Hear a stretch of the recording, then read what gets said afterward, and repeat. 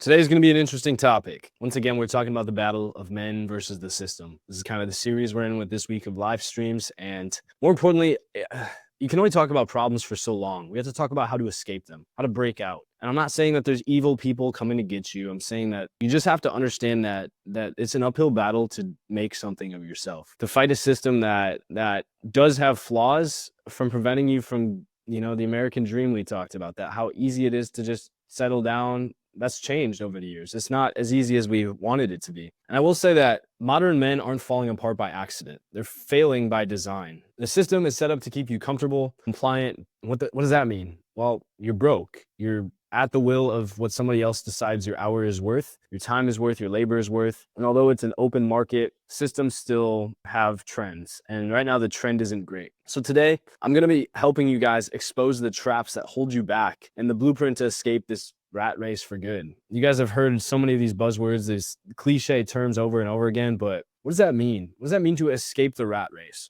I know plenty of people who are millionaires. They're just in a slightly larger maze, one that they have a little bit more freedom over, one that they have a little bit more control, and they're just in a more comfortable rat race. Why are we still doing this? Why is the system even here? That's what we're here to get to. Let's start with my first main point. The 9-to-5 grind was never meant to let you win. It was meant to keep you running, because the running is what matters, not the actual maze itself or where it's taking you. At the end of the day, you can run the rat race, you can be in the maze, but if that maze isn't leading anywhere that you genuinely want in life, and most people never question that, then why are you doing it? The average American worker today has no more real purchasing power than his father or grandfather did 40 years ago. It comes from Pew Research. Think about that. Decades of hustling, yet your paycheck buys the same as in 1978. Quality of life has gotten better. We're living longer, thankfully. Our food's gotten a little better in some ways, right? In some ways, it's gotten more processed, but overall, things have gotten better. But why isn't our quality of life? Why isn't the amount of purchasing power that dollar has gotten better? Why aren't we living in a more equal, just world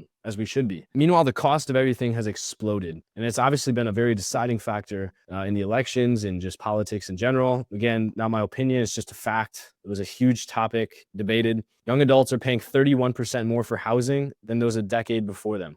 31% more for a house than the decade before. What has ever gone up 31% in a decade? That's the stock market. Okay, well, that also means inflation has drastically went up as well, too. Well, wages barely keep up, rising only 26% in the same period. So if the price is going up faster than the value that you have, right? If your money's going down compared to the thing that you want to buy, well, what is that? It's not good, I'll tell you that.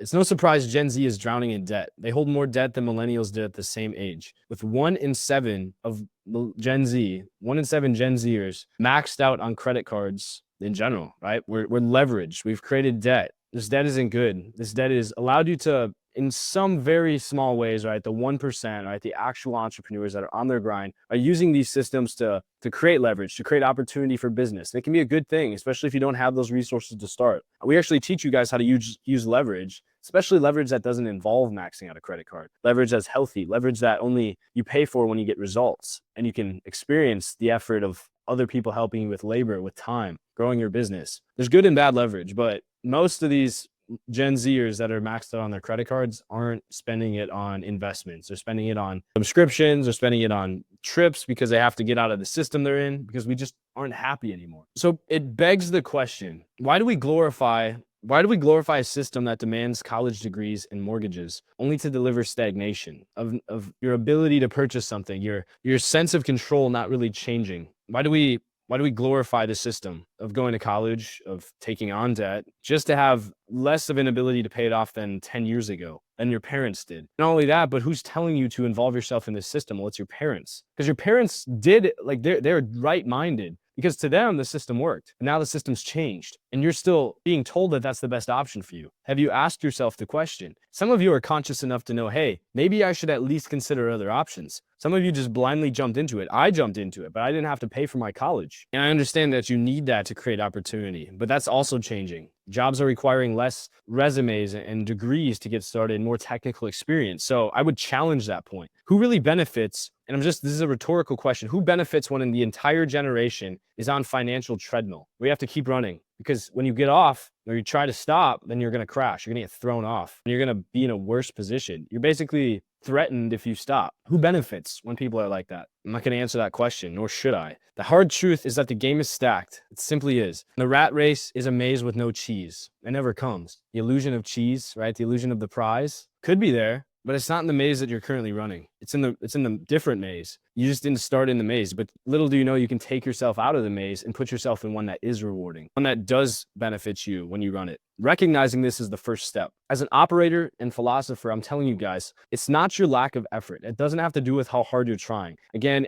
like you've heard many people say, if hard work gave you freedom, then construction workers, right? Like janitors would be the richest people on earth, garbage men. It's a system designed to sap your effort. Sorry, let me turn on my do not disturb. It's a system designed to sap your effort. And once you see the rigging, once you see the way that things are set up, I'm not saying somebody is responsible for it, but I'm saying that it's bent. It's bent a certain way. And once you see that, you learn how to break the rules, because right now you're driving straight on a road that is curved and you can't see the curve and you're wondering why you're getting off track. Recognizing this is the first step. I'll just tell you, let me give you this point. Let's talk about why escaping the rat race is harder for men, for women today, for anybody that's trying to make it. Again, I especially talk to men, but these points are universal. But obviously, I know that more men than women are listening to me. Bold opinion is this. Modern society has systemically and systematically defanged, neutered, right, young men. Not by open oppression. It's not fighting you. It's not throwing punches at you. You're not getting sued and taken to court, I hope, but by comfort and confusion. We've created a world so comfortable that the comfort is distracting. Do you think people haven't realized this a long time ago? Do you think it's maybe not set up that way on purpose? Because the people that are locked in know that that's the only way to escape. They know that most people will fall victim to that, especially you guys. Sitting here right now watching TikTok, in this case, you're learning something, but 99% of the rest of the time, you're not. Most of you will swipe off. Most of you will think that this isn't important. But those are the same people that have been trapped. Your friends, yourself. I'm pausing because I want you guys to think. Think about what I'm saying. I'll give you statistics because too many of you guys are like, okay, prove it. Okay, I will.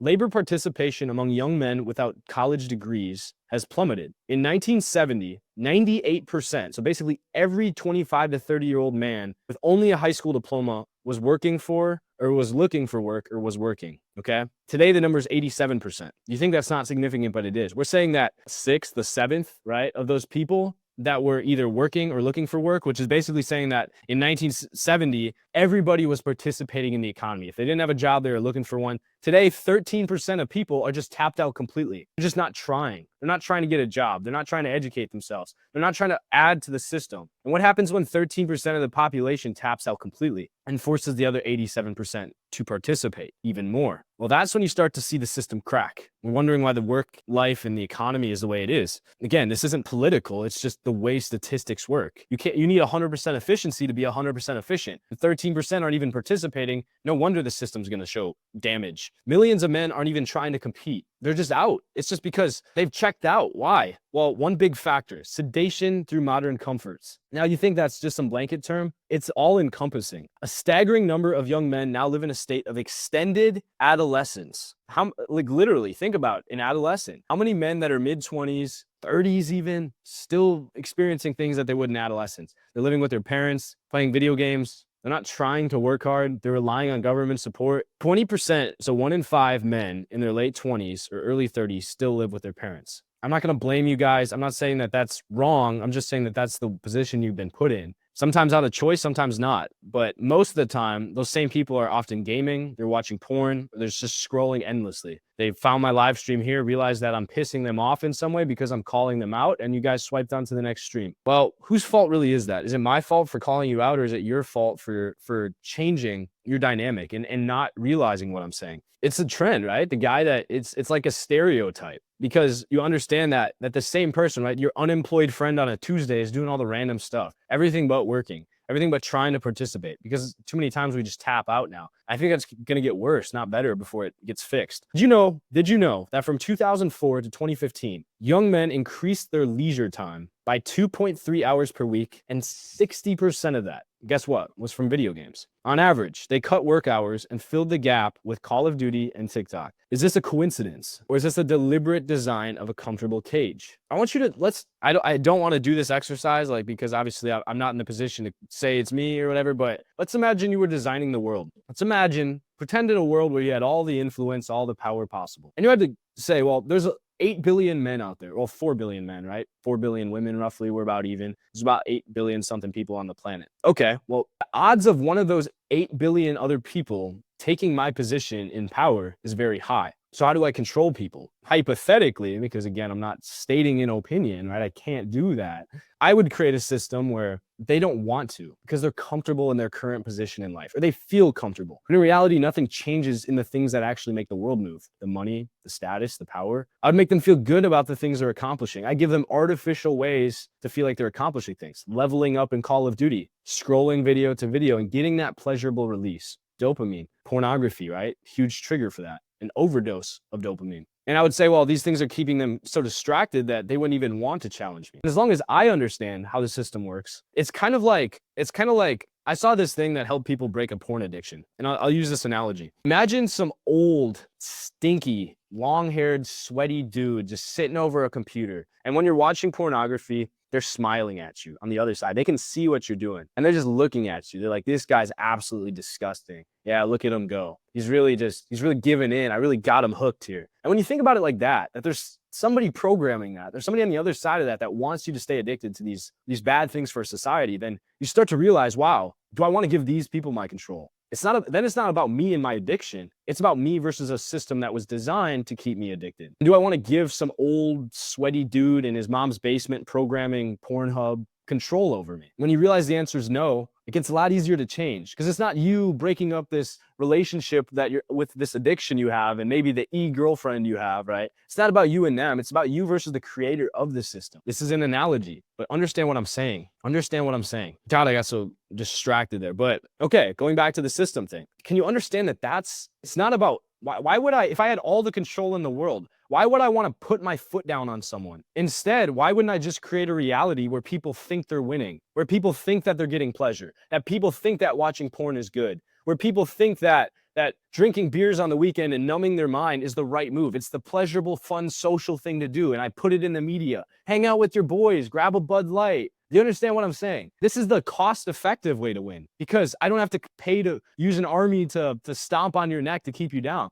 I just have to convince you that you're winning. And then you're fighting the wrong fight completely. And I get to stay in power. The distraction is how the people win. Now, I'm not saying it's a particular group of people. I can't say that. I'm not expressing a personal opinion. I'm just asking questions. And I would hope that you guys do the same thing. Is this coincidence or is it a deliberate design of a comfortable cage? That's my Socratic question. What happens to a man's ambition when he gets his dopamine on tap from digital escapism, from some e-girl that may or may not exist? I've given into that, guys. I was a teenager too. I watched porn. I did the devil's work essentially, and I had to break that addiction. I struggled just like anyone else does. But am I afraid to talk about that? No, because I've taken my power back. And too many of you guys that are afraid to talk about it, that don't want to pretend that porn and other problems like that, or even just bad words to say, that'll get you muted or canceled. Well, how are you fixing the problem if you can't even identify that it's there? The system doesn't mind if you waste your prime years on the couch or on the console. Sedated men are no threat to the status quo. Why would I even care about somebody that's overweight?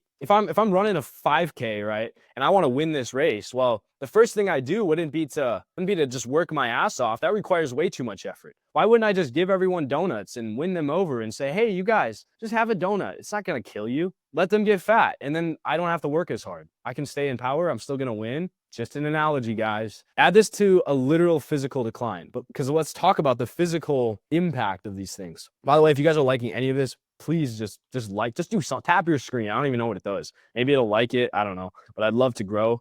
I hope you guys are following what I'm saying here. Testosterone levels have massively dropped over the past 2 decades. The time most of you have been alive. So when you were alive to now, let's just say most of you are 20 something, or about 20 on average, they've dropped. Some studies show that a 25% decline in average testosterone levels since 1999. That's insane. That's insane. Lower testosterone means less drive. I'm not even going to call it testosterone. I don't even want to get biological. Let's speak in very broad terms. You have an energy inside you, an energy that we know creates life biologically. What happens when that energy leaves your body? What happens when you give away the energy that is capable of making life? Who do you give it to? Where does it go? Does it go in your hand? Does it go in a sock? Does it go to a person you actually care about? It doesn't matter. Doesn't matter if I'm trying to win. It just matters that you're getting rid of it. I don't give a shit. Jerk off. Go get with a crappy partner. Go drink and make mistakes. Happy little accidents. Because I don't care how you release. I just care that you get rid of energy that makes you dangerous to me. I'm not the enemy here yet.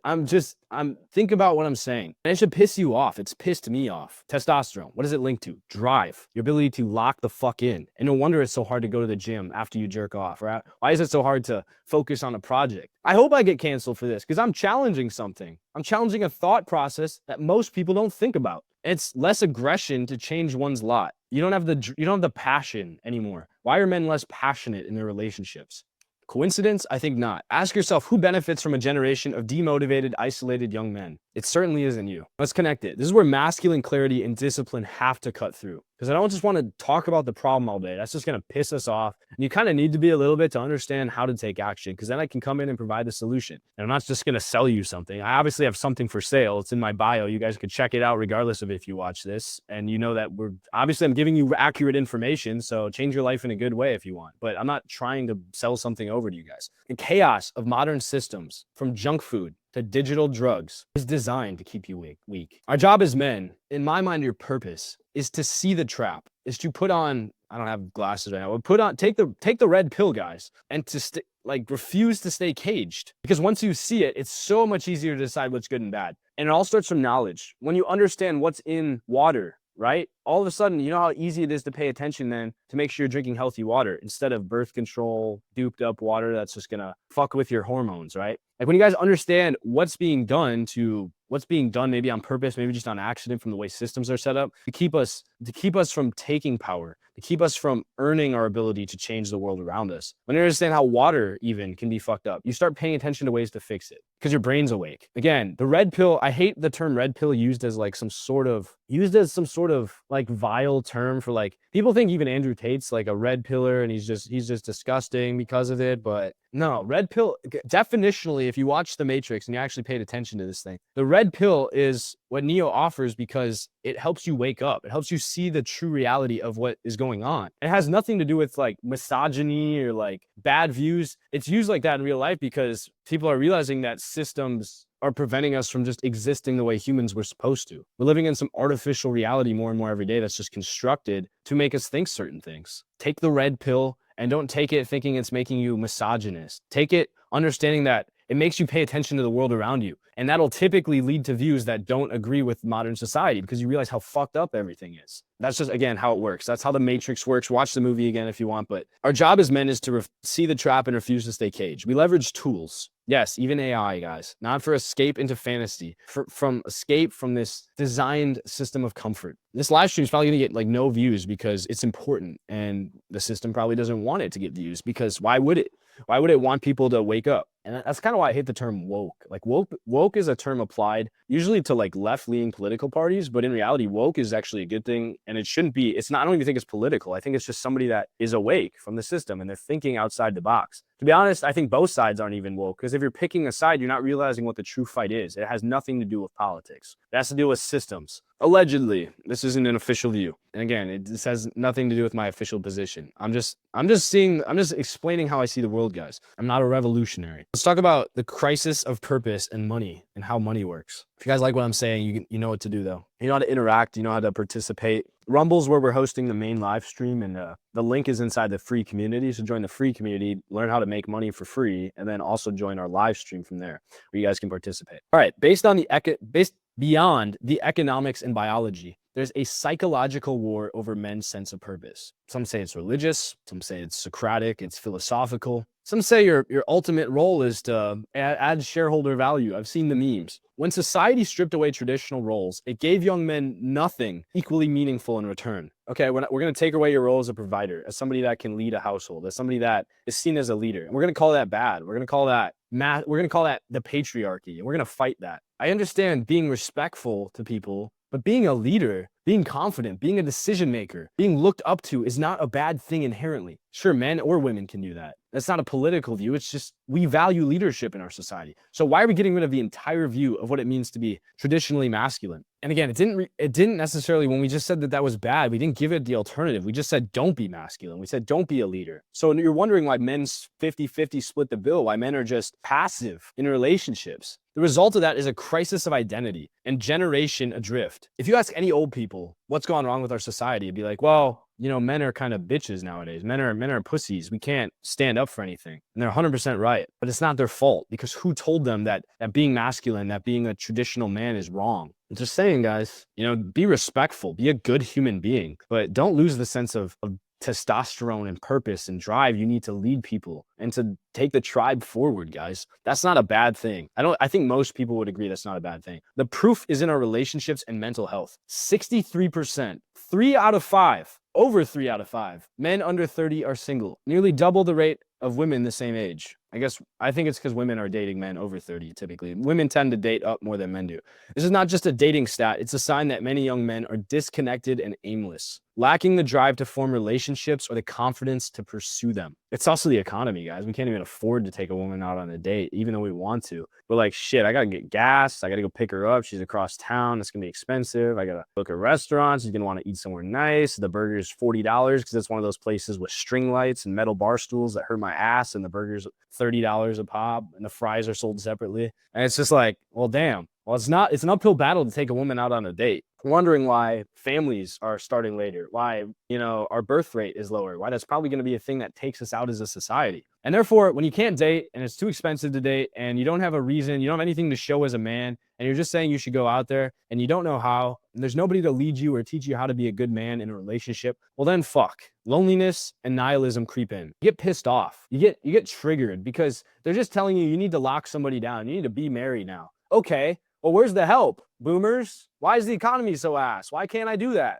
Why is it so hard to get in a relationship? Well, who made it that way? Here's the kicker. You don't need a relationship to be happy, but you do need purpose. A purpose for many men has historically came from building, whether it's building a family, a business, a legacy. I don't get religious really at all on here because I think that believe whatever you want, guys. Let me reference the Bible, even though me personally, I like all views of religion, and I don't really have a preference in my personal opinion. But let's say God, right, created the heavens and the earth. That's the beginning of Genesis. God created, which says that if he created man in his image, I'm just using logic here, well then man should be creative. You see the same practice across Islam, and you see it across Buddhism, right? Men should be motivated to produce, to create new thought processes, to challenge the world, and to develop something. Atheism, just straight up, philosophy says that what is the purpose of man? Like all the great thinkers were always creating, like Leonardo da Vinci, right? Socrates, they're always developing models and things like that. So what happens when building a family is delayed or foregone? The most important thing most religions or most groups of people would argue you should be doing with your life is giving, producing offspring and like allowing the generation to continue, greatness to come after you no longer exist. What happens when it gets harder to do that? Well, then naturally humanity is going to start becoming nihilistic. They're going to start being pessimistic about the fact that they can't achieve life's purpose as easy. And that's going to create problems. Where do men channel their natural drive to create and to conquer? Too often, nowhere. You don't give them hope and they just lose hope because we don't have strong figures to lead men anymore. The Boy Scouts, right? They're not even the Boy Scouts. You can't there's no leadership activities. People aren't encouraged. People are seen as nerds if they do extracurriculars, if they do debate, right? If they do student council, because our society is so fucking brain rotted that kids can't even tung tung tung tung saur. That's all they know. And they can't even participate in their school government or whatever it is, guys. Leadership is shunned now. And if you're a leader, you're weird, right? Because why would you want to take responsibility on when 13% of men don't even try to do anything about it? Instead of trying to get a job, 13% of men are just tapped out. They're collecting support and aid. It just withers into depression or it escapes into virtual worlds. Video games, guys. That's why I stopped playing. I used to be the biggest gamer in high school. I like max prestige on Call of Duty. I had to play GTA. I do the strip club dances, or I do all the things, right? I'd be playing all the video games, all the Easter eggs. And I realized, whose world am I living in? Somebody created this world for me to exist in. Maybe somebody created this bigger world that I'm talking to you in right now. Maybe, I don't know. None of us know. We just got to believe in something, right? Well, maybe somebody created the concept for me to believe in this world. And you keep asking why, and it brings up questions. It's the Socratic method, right? So where do men channel their natural drive to create and to conquer? again, it just withers away. This is the cultural and systemic collapse we're witnessing. A world that tells young men they're either oppressors, that they're the enemies, that they're the bad guys, that their drive, their ambition is a bad thing. And then we showcase things that support that, right? Men going too violent, shootings, right? Things like that. We only show the bad, aspects of male ambition on the news. We very rarely, how many times on the news do you see good things? A man starting a foundation. You'll see that, right? But it's rare. You'll see all the bad things. A man getting too hostile, and it'll be just a man committing crime, right? That's the only thing that is shown to us on purpose. I will say there's no fulfilling mission offered in alternative. You're just being told that it's wrong to be ambitious. It's wrong to express your natural drive to put yourself out there as a man. And you're showing that violence is the absolute worst thing. I do think violence is wrong, but violence can be channeled, right? Aggression can be channeled into productivity. You shouldn't outright display aggression. Don't get me wrong. You don't want to hurt people, right? I think that the society you've created is great, but channel the aggression that you would take out, right? If you were just a caveman with a club, channel that into productivity and make something out of it. But we don't show you what to make. Everyone's like, just make money, guys. It's so simple. Why aren't you making money? From the course that you told me is going to change my life, but it's really just you sitting on the beach collecting my Stripe payment, but you sell me bullshit and lies and make me feel like I'm achieving something. It's very ironic too, because I have a link in my bio doing the same thing. But that's what I had to realize all this stuff so I could be like, well, damn, somebody needs to do something different. Because I'm pissed off buying people's courses. Most people buy college. That's the holy grail of giving money away to an institution. But now I just read yesterday, 62% of people feel like college didn't prepare them for the job they're getting into. Okay, so if it's not preparing you and you're spending 80 grand on it, you just took on an $80,000 debt for then no purpose. That's directly related to your income. You did it to party, right? To spend time in class and feel like you're working on something, but you could have just looked that stuff up on ChatGPT if you don't think it's helpful to your job. Do your independent research projects. Go work as a plumber for 4 years. Get more value in practical skills, and then start your own business and not be $80,000 in debt. I love college, guys. It used to be so great, but I'm triggered. I can tell when I'm getting triggered. I get this vein. I have this facial stuff on right now, but I usually have this vein popping out in my head. It's like, bro, chill. What the hell, bro? All right, so I'm going to do a reset to what I'm saying. Here's a philosophical reframe. Think about it. Hear me out. Making money online, building your own income streams is an act of rebellion and self-determination. And for once, right, we're fed Star Wars, the rebels, right? We're fed, I don't know, our country's history, guys, the revolution. We're fed that this is a good thing. But then nowadays, when people try to start new movements, they're shut down. They're labeled as criminals. It's bad to think against the system. Since when? Since the founding fathers decided to, let's do something for ourselves. It's saying, I don't wait. I won't wait for society to hand me purpose or permission. I'm going to create my fucking own. In this digital age, money and meaning intersect. There's a bond between money and meaning. Digital leverage, coding, content, and businesses run on a laptop. You can build without asking gatekeepers, asking your boss to let you go home tonight and work on a business. Guys, the military does this. I have to tell the military exactly what ventures I'm involved in. I have gatekeepers. I'm not criticizing the system. I'm just saying a fact of how it is. And again, these views aren't like the government's views. I'm just expressing these on behalf of myself as a citizen, just telling you how things are. The internet and AI have made it possible for a lone man in his room to impact millions and generate wealth while doing it. If you don't get anything else from this, just understand that that part is real. That's digital power. People don't want you to have digital power. They don't want you to have real power. So why would they want you to have digital power? Because that could lead to real power. But to wield it, you must first shake off the learned helplessness and clarify your mission. The Ascend philosophy, what we came up with, is about exactly this: cutting through cultural noise, distractions, things that are there to challenge your mind, but not in the ways that actually lead to anything, just to pull you away from what you should be doing, and cutting through that noise, defining your purpose, and using every tool, technology, AI, like-minded individuals that actually motivate you, just like a tribe hunting down an antelope, right? To keep pushing and to execute on it. Let's talk about AI and the digital frontier. Is this a threat or an opportunity? We have to turn to the headlines. The deep news shaping this very moment scares me. It should scare you guys too. I got something on my lip. Nobody called that out, guys. I had like a piece of skin on my lip. The world is at an inflection point with technology, especially AI. And you need to decide if it'll make you obsolete,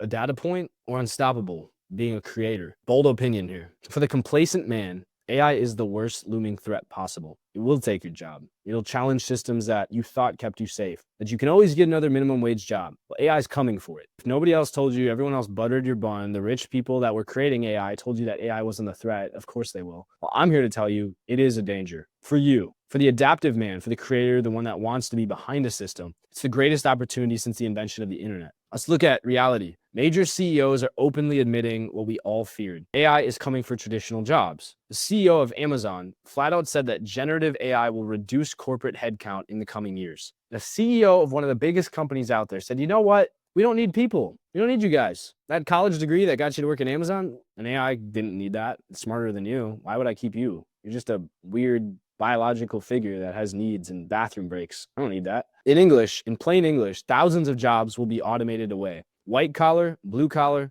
doesn't really matter. No shits will be given. If a routine can be learned, an AI can probably do it. And that's happening fast. Companies are deploying AI and even humanoid robots. There's one that just was developed that has 206 bones or however many bones a human has. That's like synthetically made. So it walks like a human. They're getting scary humanoid to cut labor costs on factory floors because you just plug it in. You don't need to give it lunch breaks. You don't need to take an hour off. You just plug it in. Maybe it's even connected to a power cord the whole time, so it never needs to stop. You could work 24 hours a day. The safe office job or warehouse gig might not be so safe by 2030. What if it, AI self-driving technology, what if that applied to a forklift? You're the forklift driver, the hot forklift certified boy that all the women want. What if your job got replaced by a self-driving, like a Roomba, like a forklift that could lift things up, put it on high shelves? Okay, what is your purpose? You're just managing the forklift? Well, what if it's too good to need you? What if you only need one maintenance person for 30 forklifts instead of 30 forklift drivers? The safe office job or warehouse gig might not be so safe. So you cling to the old ladder and become expendable? Or do you grab the new tools and become exceptional? Here's the flip side, guys. Oh, there's a lot of pessimism out there.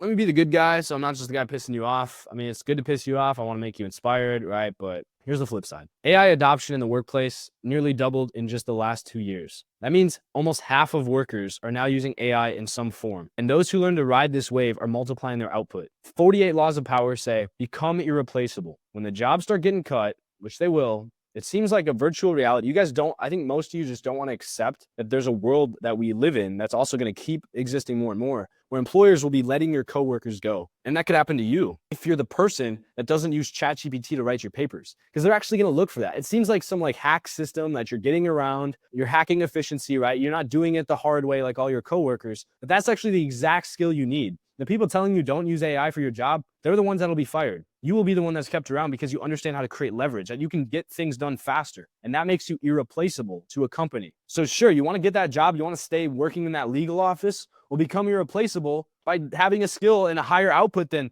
people the same spot as you, right? 500 people out of college competing for 50 jobs. So the ones that are more efficient are going to win. And you don't have to work harder to be efficient. You just have to learn how to create leverage. That's all we do in our community. This means half the workers, again, are using AI. We're seeing one-man armies in business. Just this week, real news, not fake news, a solo founder sold his AI startup for $80 million after only 6 months. 6 months, he created $80 million of value, leveraging code generated by AI and reaching 250 users with a tiny team. It comes from radicaldatascience.wordpress.com. Experts like Sam Altman, the CEO of GPT, right, chat, predict a one-person unicorn company are on the horizon. You just need one guy to coordinate, talking to the CEO and being like, hey, I'll make a Zapier automation that will take all the leads you have for, you're trying to do real estate wholesaling. Well, I'll take all the people that want to sell their house that we've generated. I'll put them in a spreadsheet using an automated tool so I don't have to do the work, neither do you, and AI will do it. And then I'll have an automated GPT assistant make phone calls all day and sell, or buy houses, right, from these people. I'll make them cash offers on the phone using GPT's voice. And I've just replaced an entire sales team because I know how to connect systems. This is the skill that won't go away, that will change the dynamic of the world. If you need a side hustle, this is exactly where to do it. You guys are like, oh, well, where would I learn that stuff? How do I learn how to create automated Zapier flows? It seems like it's really hard, right? But all you need to do is just do this. It leads to this. Do this. It leads to this. You tell the machine how to work and it works. And again, guess where you can learn that? Guess whose community is teaching this shit? I wonder whose bio you can click in. I don't know. This is the new digital frontier, guys. Leverage is the name of the game. AI can be your unpaid intern. It can be somebody else's unpaid intern that pays you for having an intern. I create GPT. So what I did, guys, with CloserBot, and you guys know that's my automated system I sell, that my agency made it, right? So it gets an Instagram DM, you get a text message, an email. CloserBot or SetterBot, whichever version you have, will take that in, put it into ChatGPT. It knows exactly how you talk, if you use emojis, how you end your sentences. I programmed all of that for each client, and then it responds. And eventually it analyzes the conversation, like ChatGPT learns about what you're talking about, remember? And then it'll it'll generate like a booking link if it thinks that person should meet with you in person. Or if they're even more motivated to buy, it'll take your Stripe account and send them a PayPal link for them to buy it over email. And you never need to meet with them. This means you're closing $1,000, like $5,000 deals that you used to meet face to face for. That's done. You can close it in an email, because people that don't have time to meet and want the full details, that want to message you at 2 a.m., you don't have to wait till business hours anymore. You can close deals around the clock while you sleep, while you're on the beach. And you can sell systems like this to companies. You guys can work for me. I'll pay you $500 to bring me a deal that someone closes. And again, the link's in my bio. It's free for you guys to participate in things like that. This is the new digital frontier. AI can be your digital, tireless, 24/7 sales rep. It can multiply you if and only if you guys learn how to use it. On this podcast, we champion the operator mindset. The operator is the big identity that we came up. You're operating a system. You're also operational like a tactical military guy, like my background is. And you're understanding how to deploy systems in the field that will save your life. And in this case, you are saving your life, your livelihood, because your job is going to be sought after by systems very soon. We're talking like 3 years, guys. We're not talking like 30 years. Your pension is at risk. Your retirement, your 401k is at risk. If you just are graduating now,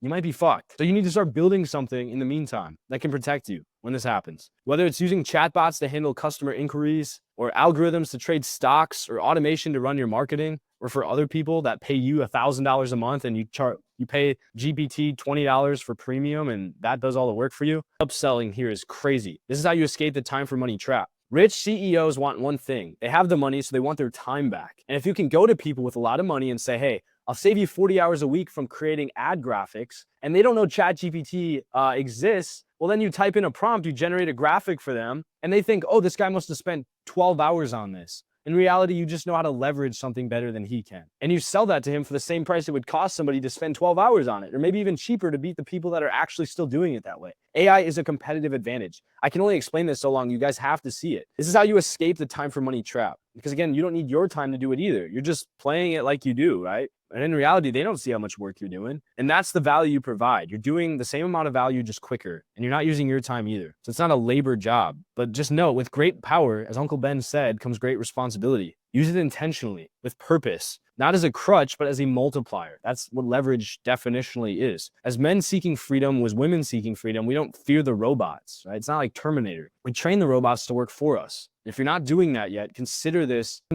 really the only wake-up call that matters. The AI revolution is either going to bury you or propel you, and you decide which that's going to be by your actions today. This isn't just some, intricate sales pitch. We have a space for this. I will pay you guys right after this live stream. And when you click on the link, I'll pay you to use AI. And I teach you how to do that. Think I'm lying? Go check the link in my bio. It's free. You can join the paid community if you want, but the free community, you can make money as soon as you click on the link. All right, let's talk about your exit. How do we get out of this? After a quick sip. I trusted AI with confidential info and it came back to haunt me. Entrepreneur just posted that on Instagram. I just thought, so don't feed your private info to AI, guys. Don't feed you can tell AI about your situationship, right? And ask for advice. Just don't tell it their name or your name. Why would you? It doesn't need to know that. It doesn't need to know your first name, where you live. Just ask it for advice. So be careful, guys. I use AI for a living. It's how I've escaped the matrix, right? It's how I help you guys do it too, but don't give it all your information. Because again, you're not giving it to AI. You're not giving it to Filippo, your Italian lover AI bot. You're giving it to the company that made Filippo. Just like any good marketing video, I've laid out the problem. I've been very clear about the problem and the paradigm shift. Now it's time for the fun part, the solutions, the escape plan, the trajectory. Hope is not a strategy. Hope is great, right? Star Wars,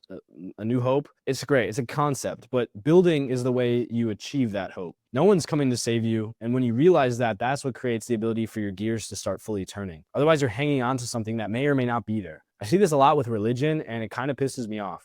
God could exist. God could not exist. To be honest, have your own opinion about it. When you rely only on that to change things in your life, well, how do you know that force, right, if it exists or not, is sending you signs or not? Maybe the signs are right in front of you. The signs are this live stream talking to you, and you think the sign is going to be some check in the mail. No, this could be the sign if you believe in it, right? Like, you don't know what that is. So why aren't you believing in your ability to act on an instinct? Because maybe that is the sign instead of something bold like you're thinking it's going to be. You must build your own system to exit theirs. What do I mean by building a system? I mean creating a personal infrastructure of skills, create income streams, and networks that make you untouchable. You need to be well known. You need to take that ability to be well known and offer something to those people that know you and trust you. And you need to take that offer and actually prove that you can do it, and they'll pay you money. That's why I have all the testimonials I do, because I've proved it over and over again. And if you can't prove it, well, do it for free until you can prove it, because you're not going to scale if people don't know you can do it every time. And you're not getting good testimonials. It should be easy to get good testimonials. I just had a client renewed today for his 3rd month in a row. I didn't even have to ask him if he wanted to stay an agency member. He just continued paying me. He's like, it's just a natural thing now. I'm like, pay Caleb. Yep. Get the advice. We get back to work. I'm good as fuck at what I do. The blueprint is out there, guys. People are doing it every day. Affiliate marketers, coders, agency owners, creators, young men making more in a month online than they used to in a year at a desk. You think this is like some Matrix level, like AI generated bullshit that these 19-year-old entrepreneurs are just faking it? Some of them, yeah, but a lot of them are making it. And you just can't understand that version of reality because you haven't comprehended that you just need to figure out a system. And when it clicks, it really does click. It doesn't matter how old you are. And these people are exploring these systems just younger in life than you were, because at 13, when you were doing entrepreneurship, all your buddies in school were too busy talking about Fortnite and girls that they didn't really honor that. They didn't appreciate that fact. And so you were seen as weird. And so it's harder and harder for kids to get involved in this stuff. But this is what sets you free from ever becoming dependent on college or the system. Let me share how you can start today. So we've obviously ourselves created resources on this. We have, if you're resonating, I mean, if anything I said today made sense, then I want you to go on that feeling. I want you to understand the feeling you have right now. That's something I said clicked. It clicked for a reason, because there's probably some truth behind it. And if there's truth, that means that you are connecting on the same wavelength of me, that there's a problem and we both don't know really how to fix it. Except the only thing is I have came up with a potential way to fix it. I'm not just going to give that to you because it's valuable. And how is that going to help my situation if I can be, the good Samaritan or whatever? I got bills to pay. And honestly, this is worth money. It's not just a promise. Like, I've created a blueprint that has got me here that I would like to share with you guys. But it takes time away from my ability to do this, to do the things I want, to have to come here and explain it to you guys. So yes, I'm going to charge for it. The people that say I'm just greedy are tire kickers, because you either don't have the money or you don't think the value's there, and you're just wanting free value. Nothing comes free. Not even, free food, because it's probably got chemicals, it's probably poison, it's probably rotting. Nothing is free. This isn't just a forum. The things that I'm doing for you guys involve my labor. It's mentorship. I develop courses, playbooks, actual plug and play things you can sell to other people that will make you $10,000 a month. And it's accountability. I think the most important thing, right? Because if you guys see me winning and I see you winning and you see 5 other people that are your age winning in the chats, well, how motivating is that going to be compared to just thinking that this is something you're going to explore? You'll look into it at some point. Maybe I'll scrape up the funds in 2 weeks. I don't know if I want to do this. You understand that one's going to lock you in. The price, right? Paying a price makes you motivated to get that money back. And that's partially why I charge what I do. It makes you work harder. It makes you care about what I'm saying more. We break down the exact income streams of how you can use AI to do this piece by piece. You guys can implement it quickly. You heard me talk about AI automation, right? Here's a concrete example. Concrete? Ew, gross. Concrete example. We built SetterBot and CloserBot that I talked about, our in-house AI-powered tools that automate getting DMs in, sales outreach. Now, you can either use that if you already have a business, right? You're selling something to, you can buy my system and you can use it to make money around the clock, or you can just sell it with us to other people and make $500 for every person that books a call with us. So all you do is just DM people. Again, that's in our free community where you can learn how to do that. These bots work for you 24/7, initiating conversations with clients and even warming them up for the sale hands-free. Imagine waking up to qualified leads in your inbox that are AI setters engaged while you slept. Literally while you sleep. It's happening. I get notifications on my phone. That's digital leverage in action. Other guys are manually cold messaging until their fucking fingers bleed. They're like, sorry, honey, I got to step away from our date night because I got to message Gary about our product. And he's saying, well, maybe one day I'll look at seeing if I have the money to afford it. Let AI cover it. You're running an augmented operation. This is how you scale beyond the limits of one person. How one person can sell a cookbook and make $90,000 a month because he's selling it to thousands of people. And if you're totally new, you're not sure where to start, of course, we have a free community, guys, for affiliates, side hustlers, content creators, people that want to get the experience built out before you put your face out there, before you try to sell something. You can just be the back end people, and you can make plenty of money doing that too. Again, you can just sell my offer. We do all the work for it, and you make $500 for every person that says yes. Sounds like pretty easy work to me. You can just manually DM people until your fingers fall off, because it's a lot easier than getting a construction job. And you can have one person say yes every 2 days, and that's, in a week, that's $1,500 that you just added that you can use to start your own business and learn how to do the exact same thing I'm doing. It's the Ascend movement, guys. It's the entry point. The free community is where I'd recommend starting. Don't pay money initially unless you want to build the infrastructure and be your own personal brand. It's a place to share ideas, get feedback on your clips, your funnels, right? And get paid. Yes. We're encouraging you to take clips from this podcast, me talking right now, that'll be uploaded in a drive, remix them and put them out on social media. And we pay you for views that it gets. guaranteed money immediately, because you're going to get at least a couple hundred views. The algorithm will give you that, and we'll give you money for those few views. Probably be like $1 or $2, but as long as you click post, you get money in your account. And we show you exactly how to do that. If that sounds out there, remember what we said. One man with an internet connection and an idea can reach millions. So why isn't it you? The bottom line of this segment before we wrap up: escape velocity on a rocket, escape trajectory requires action, requires a lot of fucking momentum. And you can try to build that. Most people, again, it takes 5 to 7 years maybe to build up a good YouTube account.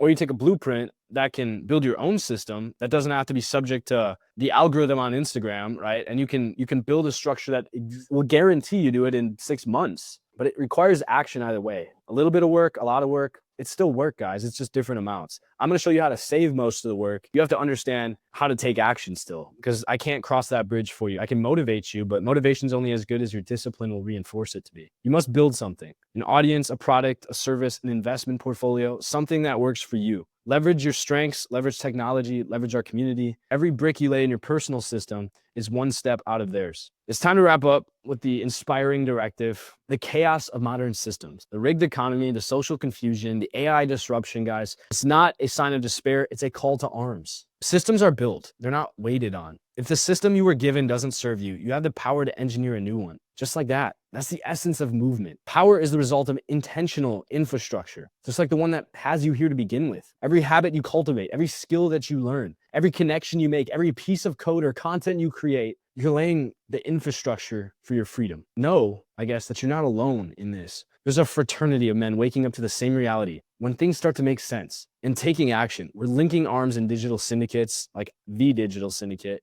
using AI, sharing tactics, and most importantly, reinstating purpose in our lives, sharing ways that make money and make sense so you guys can just duplicate those, because the world is so vast and there's so much money out there that when you understand it's not as limited as people make it seem, there's no real competition. You can just copy and paste systems that your brothers worked on. This is a new brotherhood built not on complain and coast, but on build and ascend. As we close, I want you to take this with you. Ascend isn't just a brand. I chose the name very carefully. It's a protocol. It's a set of code. It's a set of principles and actions, clarity of mind, strength of purpose, and excellence in execution. We don't bow to the system. We write our own fucking code. The world may be very chaotic, guys. That favors the bold. And with men being uninspired and more dopamine shot up where they don't feel motivated to accomplish something real, the threshold for being great is lower than ever. Be the man who steps up, who creates value, who says no, and shapes his own destiny. Here's your next mission. Take something you guys learned today, or any of the TikToks that'll come out after this that you guys will make and get paid for, that I'll post. Just take one of those insights, a statistic, a moment of clarity, and do something with it. Maybe it's finally starting the side hustle. Maybe it's joining our community. Maybe it's as simple as sitting down with a notebook